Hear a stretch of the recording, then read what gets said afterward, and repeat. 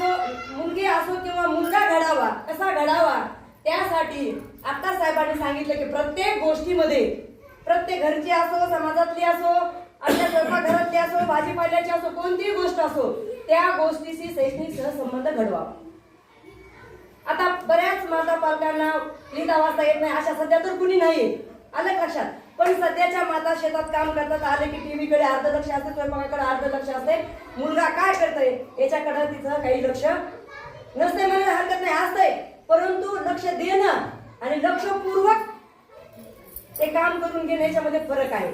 याचं जे मार्गदर्शन केलं आपल्याला साहेबांनी, सखोल असं मार्गदर्शन केलेलं आहे. त्यांनी एक सांगितलं आणि आयुर्वेदामध्ये सत्य आहे बघा ते.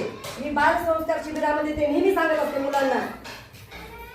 तर आपलं जे शरीर आहे, समजा आपल्या घरामध्ये आई असते, वडील असतात, आई आपला पाल्याचा पहिला गुरु असते, वडील असतात तिसरा गुरु, शिक्षक असतात. या 3 व्यक्तींशिवाय जगामध्ये आपल्याला सत्य आणि सकारात्मक आणि चांगलं जे की आपल्या आयुष्यभर जीवनाला उपयोगी पडेल अशी गोष्ट सांगणारा मला तर वाटत नाही जगामध्ये चौथा कुणी भेटेल. काळ असा आहे, अलग लक्षात.